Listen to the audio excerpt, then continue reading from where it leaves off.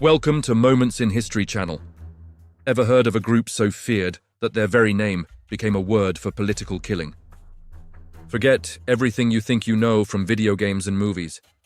We're diving into the real story of the Assassins, a secretive medieval sect that changed the course of history, not with massive armies, but with a single, well-placed dagger. Their story is a masterclass in strategy, influence, and psychological warfare that rivals anything from a modern spy thriller. Our journey begins in the late 11th century, in the rugged, unforgiving mountains of Persia. A brilliant and charismatic leader named Hassan-i Sabbah established a movement that would send shockwaves across the medieval world. His followers were the Nizari Ismailis, a branch of Shia Islam facing persecution from the powerful Seljuk Empire. Surrounded by enemies, Hassan knew that conventional warfare was suicide. He needed a new way to fight, a way to level the playing field against vastly superior forces. His solution was ingenious and terrifying. He established a network of impenetrable mountain fortresses, the most famous being Alamut, the eagle's nest. From these strongholds, he didn't launch invasions. Instead, he unleashed a new kind of soldier, the fida'i, which means one who sacrifices. These weren't just hired killers. They were highly trained, educated, and fanatically devoted operatives. Their mission? To infiltrate the highest levels of enemy power and eliminate key figures: sultans, viziers, generals, and crusader lords. This is where the legend of the assassins was born. Their method was not stealth in the way we think of it today, hiding in the shadows. It was the opposite.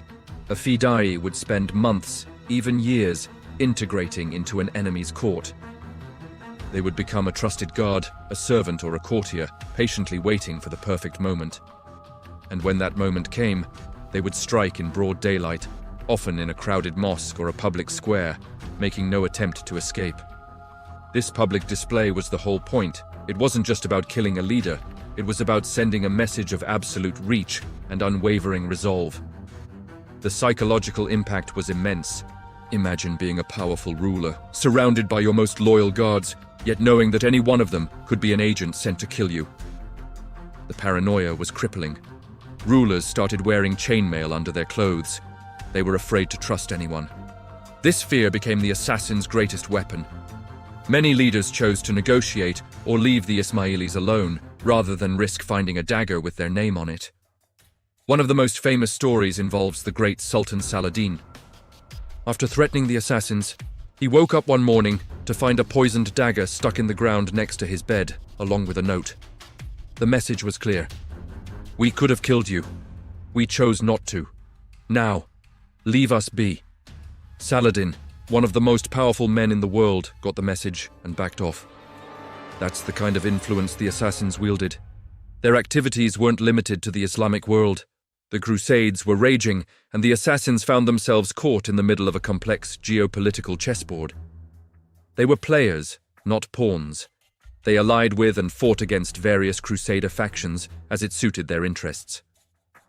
One notable victim was Conrad of Montferrat, the King of Jerusalem, who was struck down in the streets of Tyre by two fida'is disguised as Christian monks. This act threw the Crusader leadership into chaos and demonstrated that no one, no matter how powerful, was beyond their reach. So, where did all the wild stories come from? The tales of hashish-fueled killers, secret gardens of paradise, and hypnotic indoctrination?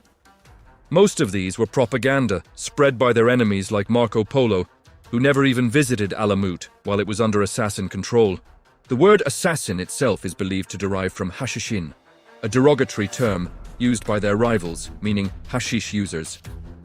There's little to no historical evidence that they used drugs to motivate their followers. The fida'i's loyalty came from deep religious conviction and devotion to their community and leader, not from any substance.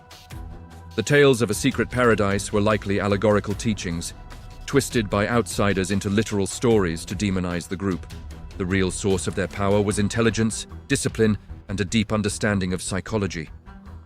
Hassan-i Sabbah created a grand library at Alamut, filled with texts on science, philosophy, and mathematics. The fida'i were not mindless drones. They were multilingual, culturally astute agents capable of blending into any environment. They were spies, diplomats, and, when necessary, executioners. They operated a sophisticated intelligence network that made them one of the best-informed groups in the medieval world. They knew their enemies' secrets, their routines, and their weaknesses. For nearly 2 centuries, this network of mountain castles and dedicated agents held off empires. But no dynasty lasts forever.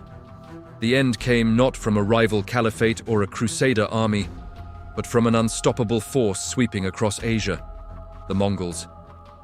In the mid-13th century, Hulagu Khan, grandson of Genghis Khan, led his horde into Persia with a simple mission: total conquest. The Mongols were masters of siege warfare, and one by one, the assassin strongholds fell. In 1256, Alamut itself, the legendary eagle's nest, was forced to surrender. The Mongols showed no mercy.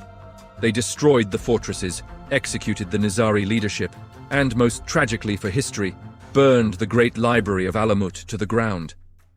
An immeasurable wealth of knowledge, including the assassin's own records and perspectives, was lost to the flames.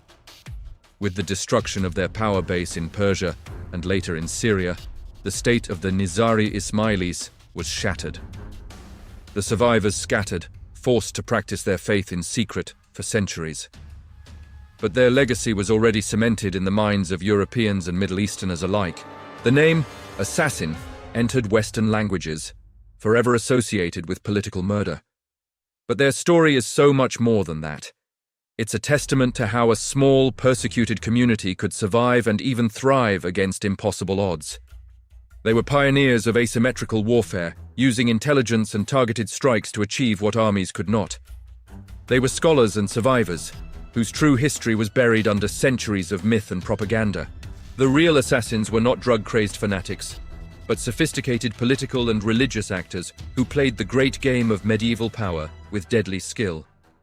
Their story reminds us that history is often written by the victors, and the truth can be far more fascinating than the legend. So, the next time you hear the word assassin, remember the real history behind it. Remember the mountain fortresses, the patient fida'i, and the leader who built an invisible empire held together by loyalty, intelligence, and fear.